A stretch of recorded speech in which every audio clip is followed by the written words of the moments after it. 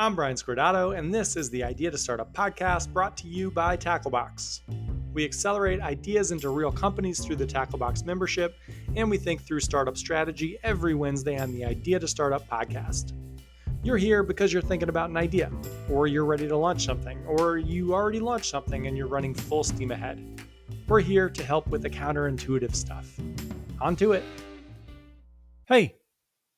This week's episode exists to help entrepreneurs who know they should create content but would rather step on Legos barefoot than do it, create content. Useful content. Content that attracts customers and builds trust and tests business assumptions and anchors growth. The content you create needs to be a tool your customer uses to solve a hard problem. This is difficult and not intuitive, so we've built a framework to help you do it. Hope you enjoy. Today, we'll answer two of the questions entrepreneurs ask us the most. First, should I create content? And second, if so, what the heck do I write or record or talk about? Most things in the startup world are counterintuitive, and content is no exception. The way to create great content is to not create anything. And the use for content early on usually has a whole lot more to do with your product than with the content itself. And most importantly, by far, nobody wants to hear your voice. They want to hear their voice in you. If that all sounds pretty Yoda-y, don't worry, we're going to sort it all out. And before we get too far into it, let's shine a light on the elephant in the room. Lots of founders say that they aren't going to create content because they aren't good at it. That is a cop-out. We've worked with thousands of entrepreneurs, and every single one is capable of creating useful content in the way that we describe useful, meaning it has a job and it does it. You are included. You can create content that gets you customers. I'm not telling you to make TikTok videos or to write out those weird LinkedIn posts that are just a summary of a Wikipedia article or the other ones that just start with some unnecessary personal statement like, when I was younger, I was terrified of clowns. That stuff is dumb and in no way useful to anyone. We're talking about useful content in the truest sense of the word. Content that will be of use to your customer, that'll help them solve a problem. And since I love a good list of three, today we're going to tackle three things that support you creating content that'll help your business gain momentum. First, figuring out where to start. Second, building a system that makes generating ideas and creating content straightforward. And third, running tests with top of funnel and mid funnel content. By the end, you'll know what to say and where to say it. And you'll know how to predict when someone's going to order the super spicy hot sauce at Dos Toros. Actually, let's start there, in a Dos Toros in the West Village of New York City in 2017. Now, if you don't know Dos Toros, it is a burrito place that I thought was the best burrito in New York City until I went to El Gallo, which has a far superior burrito, but also seems to be run by a flock of seagulls or something, because of the 25 times I've ordered from there, I don't think I've actually gotten what I ordered once. It's to the point where I think it might be a strategy. Like, instead of a burrito, they'll give me 3 tacos because they're so confident I'm going to like them. And they're right. I've also definitely been given other people's orders a few times and never said anything because all the food is great and I'm confident that my order was really good and the other people are going to like it too. Side note, we've been pitched this idea a few times. Not the mismanage your restaurant idea, but the general mystery box idea. I just did a quick search through Tacklebox applications and I found 7 since 2016 that are pitching some version of an app that has one button, quote, order food, and then the number of people you're ordering for, and then some amount of time later, you just get something from somewhere. It sounds pretty damn whispery, and we've never worked with someone with this idea, but the same idea 7 times seems like a lot, right? Sound off in the comments. We don't have comments as far as I know, but I've heard people say that and it sounds cool. We are way off the rails. Back to Dos Toros. I was eating lunch there with a friend of mine who I won't embarrass, but has written a few best-selling books. We were talking about something when he got a huge grin on his face, and he said, "See this guy? He's going to get the hot habanero sauce on his burrito." Dos Toros is a crammed little restaurant, and we were maybe 7 feet from the counter, which is similar to a Chipotle in that you sort of order your burrito assembly line style. A few seconds later, the person working that assembly line asked the customer which hot sauce he wanted, mild, medium, or hot habanero, and without missing a beat, the guy boomed, "Hot habanero." My friend started laughing to himself and pulled out a flexible notebook the size of a passport that he keeps in his back pocket. It's got one of those space pens attached to it by a piece of string. He grabbed the pen and started scribbling. He does this easily 5 to 10 times every time we hang out. Apparently, a family member bought him the notebook because he used to pull his phone out to take notes, and that was way more rude. Aren't you going to ask me how I knew? He asked. I played along. Well, whenever there's a guy ordering that seems to have been paying attention to someone good looking, either in front of them or behind them in line, they order hot habanero sauce. I think they must think it's manlier or something. I guess ordering the mild isn't a turn on. A few minutes later, he tapped me. Hot habanero. On cue, a guy in a puffy jacket confidently echoed, Hot habanero, please. Extra, if you can. I once asked my friend about his notebook habit, and he responded that a writer's job is very simple. Notice things about people and write them down. The funny things, the quirky things, the things other people miss. That type of depth of understanding adds layers to writing, he said. Also, he continued, it's hard as hell to make stuff up, and I'm just not a good enough writer to do that. And luckily, there's no need to. The stories I need, the answers to the test, are everywhere. I would much rather catalog than try to dream them up. Writers and entrepreneurs are similar that way. A writer's job is to notice things about people everyone else misses and to write them down. An entrepreneur's job is to notice things about people everyone else misses and then build those people a product based on the things they've noticed. When entrepreneurs try to make up stuff, it usually goes really badly too. The similarity, obviously, is in the noticing. That's always been the superpower, and it always will be. Every bit of tech makes it easier to scale an insight, but ChatGPT and every other flashy new piece of software is nothing without the insight that you need to earn through the noticing. And that is why you should create content, especially during the early days. Not because it'll help your business grow, although it will if you do it right. And not because it'll help your personal brand, although, again, it could. But because creating content forces you to notice. It forces you to catalog. It forces you to get something you believe about your customer out in the world, to put a stake in the ground. And then it gets you feedback. Does what you noticed about your customer actually matter to that customer? If you have that baseline, you're way more likely to build a great product. People talk a ton about MVPs, the smallest version of your product that actually works. If your finished product is a car, your MVP is a skateboard, and that is what we call them at Tacklebox, skateboard products. Content is a way to test your insights even before you build any sort of product, even a skateboard. Content is a way to force yourself to pay attention, to see if what you've noticed matters. So let's do that. After, a word from our friends at Byldd. This episode of Idea to Startup is brought to you by Byldd, Byldd. Byldd is a development agency that we trust. A number of our non-technical founders have used them to build successful, revenue-generating products. Other businesses they've helped build have generated hundreds of thousands of dollars in revenue, gotten into accelerator programs like Y Combinator, and raised millions from VCs. Byldd is uniquely positioned to help non-technical founders get their first product out. Usually, this is a disaster for all the reasons you already know. Finding a CTO is hard and unlikely. Hiring a dev shop is a black box, and unless you're spending $200K or more, it's unlikely your project will be a priority. Hiring developers off of Upwork and managing them yourself is probably the least likely to work of the three. Or you can work with Byldd. For $10K and roughly a month's work, they'll get the first version of your product up and out. Reach out to Byldd at byldd.com, ask for Ayush, and say you came from Idea to Startup. In a month, you could have a revenue-generating product. Back to it. How to start. There's a book I love called Bird by Bird, Instructions on Writing and Life, written by Anne Lamott. It is hilarious and insightful and a great read, especially if you're trying to learn how to write well, which is a superpower for entrepreneurs. In the first sentence of the first chapter, Anne says that good writing is about one thing, telling the truth. And telling the truth is a great place to start with your content for your business, too. An exercise I love doing with our founders is to have them map out the big river and dam model that we always use. The river taking their customers to that big final goal, and the dams that are the blockers in the way, the things that stop them from getting there. Once we identify a bunch of blockers, I have the entrepreneur tell me the truth about each blocker, the real reason the entrepreneur can't get past it, the insight that they've noticed. Here is an example. I believe we've talked about Or in the past, a company that came through Tacklebox a while back that helps people with alcohol addiction. The delivery method is naltrexone, a seldom prescribed drug that is extremely effective for some people addicted to alcohol. The medication basically gets rid of the feeling that people get that makes them want to have a third and fourth and 10th beer after your first two.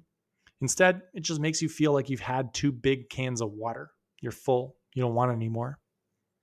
Early on, during the first few weeks of the program, pre product, pre the founder leaving their job, pre really anything but an idea, we were going through this sort of exercise with the founder, going through the life cycle of their customer, moving down the river from alcohol addiction to control over how much they drank, if anything. One of the early dams for the customer was listed as general awareness of naltrexone. I asked the founder to tell me about that dam, to tell me the truth that he'd noticed that other people might have missed. Well, he said, it's actually less that people aren't aware of naltrexone and more that they're hesitant to ask their doctors about it. Why? I asked. Well, I think a lot of these people have been telling their primary care doctor for years that they have a couple of drinks a week when they're at their checkups. It's really embarrassing then to come out and say, hey, I've actually been lying to you this whole time. I actually have 10 times as many drinks as I told you. It seems silly, but it's a really hard thing to do. And most people just don't.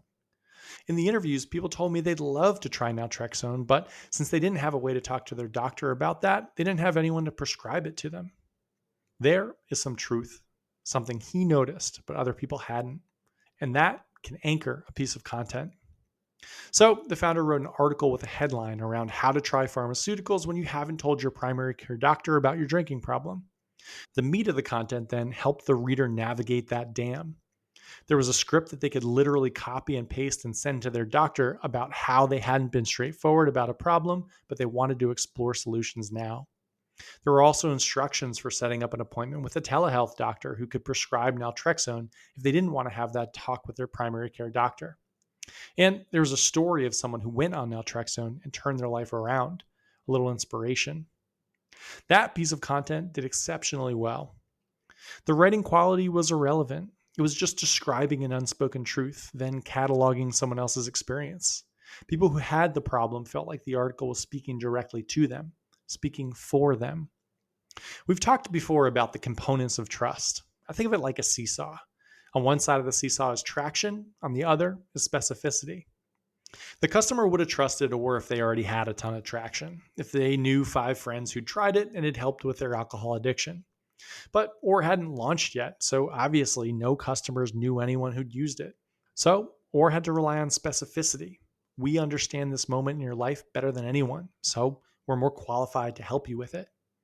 That type of specificity can make people who don't know you trust you.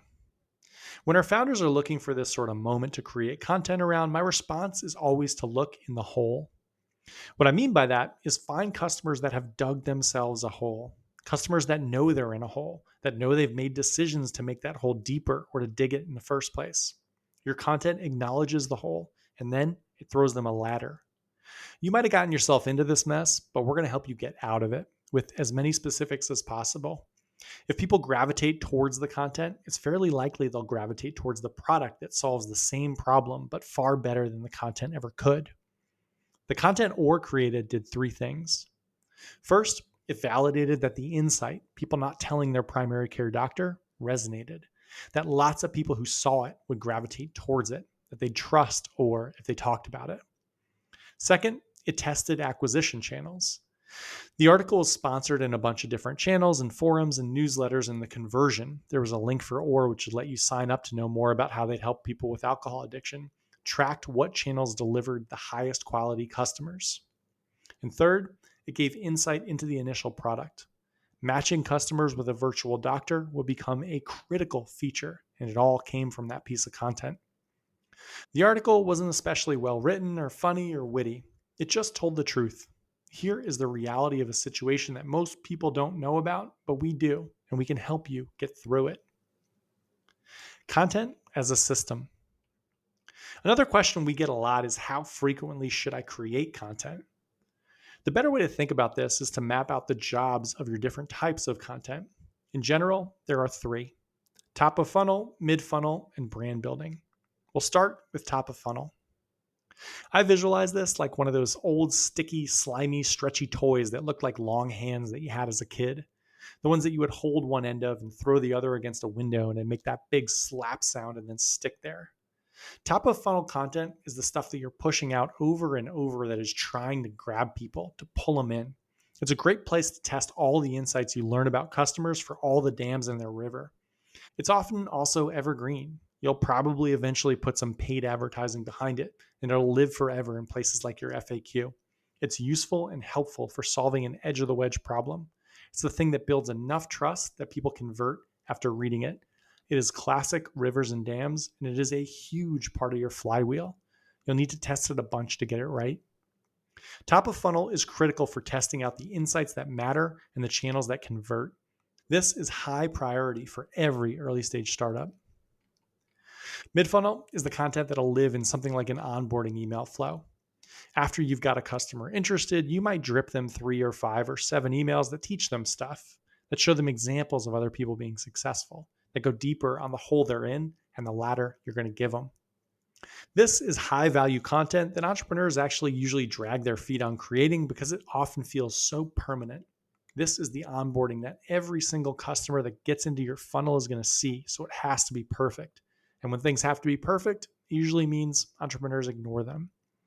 The better approach is to get something out and edit it, to continue learning more truths from your customers and updating this flow accordingly. Finally, there is brand building, the stuff that fills all the channels that you think of for traditional content, the stuff that makes people uncomfortable: LinkedIn, Twitter, Instagram, TikTok, what we call discovery channels. Early on, all of this content is doing 2 jobs for you: testing insights and testing channels. You're seeing what resonates, seeing what converts, getting something that you believe out in the world, seeing how people respond to it. Here is what it can look like. The other day, I spoke with someone working on a startup that'll help people take care of their plants. His idea was that he'd do a Zoom call with customers who had plants that were dying. He'd diagnose the problem, then give a solution in a follow-up email with affiliate links for soils or products where needed. He wanted to test all of this with a content strategy, so we talked through a quick river and dams model with his customer. First, we had to narrow in on a customer with a bleeding neck problem, which I was skeptical about. It seemed that if someone was that interested in their plants that those plants dying would be a bleeding neck problem, they'd know how to take care of them in the first place. But his pitch was that new homeowners, specifically people that had bought a house in the last year or two, specifically after moving from an apartment, often bought a few expensive big plants. And those plants often started dying fast. And the last thing the homeowner wants was a half-dead fiddle leaf fig in the middle of their entryway. The first dam was after they'd Googled how to save my fiddle leaf fig. There was too much content: 6 ways to diagnose what's wrong with your fig, 10 common mistakes, and on and on and on. These weren't useful. The founder had even written a few of these and pushed them into the ether, where they landed on the 7th page of Google, never to be heard from again. He'd also created content for people who had signed up at his website, a drip campaign with a few emails showing pictures of before and after for plants he'd helped. These seemed to do okay, but he had no top of funnel, so no one was even getting to this stage. Finally, his brand building on discovery channels was a TikTok account where he did a daily video on a specific type of plant he liked. Underrated plants, he called them. This was not a big hit. His problem was he didn't know if people actually cared about this. He didn't know if there were enough people out there who had plants who would use this service. He just wanted to know whether he should spend his time on it or not. So we talked about cataloging. Humans learn through stories. We build trust through stories. A how-to video actually isn't all that helpful a lot of the time. What is helpful and what is interesting is context. So his new strategy became recording his Zoom calls with the customers he did get and then editing those into 90-second videos and posting them to TikTok and Instagram. Specifically, he left in all the questions the customer had asked about light and water and yellow leaves and all of that. Then he talked through his approach. He'd talk about similar fig trees or snake plants that he'd helped revive, about sun, about light, about dirt. The whole thing exploded. Lots of people, it turns out, wanted to have a consultation about their dying fiddle leaf fig over Zoom. And it was way easier for him to create content. Each customer was new content. He didn't have to think. The answers for the test were out there. Cataloging is always better than creating. There's obviously way more we can dive into for top of funnel, mid funnel, discovery channels, and brand building. Things like the pace of the article, something Nathan Bouchez calls thrust and drag. But being light on all of that was sort of the point of this episode. Because the important part about creating content is the act of creating it, of forcing yourself to notice stuff about your customer that other people don't, of forcing yourself to go through each of the dams your customer hits and try and figure out the truth behind that moment, the real reason they're unable to get past it, of finding your customers that have dug themselves holes and cataloging exactly how you've gotten other people out of those holes so that you can help them too. The important part of content is the noticing bit. Whenever people are stuck on creating content, I have a very easy and very annoying answer as to how to get unstuck. Speak with your customers. Have them tell you about the hard stuff. Have them tell you about why they can't solve a problem, about the last time that they tried. Then catalog it. E.B. White has one of my favorite quotes of all time. Don't write about man, write about a man. Tell the stories of your customers interacting with problems and the useful things that you did to help them overcome them. That will build trust and inform you on what to build for a product. Get an opinion of yours out in the world and see if your customer latches onto it. See if you can speak for them. And now I'm off to get a burrito from Dos Toros because I've been thinking about it since the beginning of the episode and I'm working from the city today. Hot habanero, please. And if you'd like to sort out content strategy for your startup, join Tacklebox. Apply at gettacklebox.com to join a bunch of idea and early stage entrepreneurs going through the Tacklebox method to validate and launch their businesses. No need to quit your job first. We'll help you do it right. We'll help you do it in the margins, and we'll get back to you within 72 hours. Have a great week.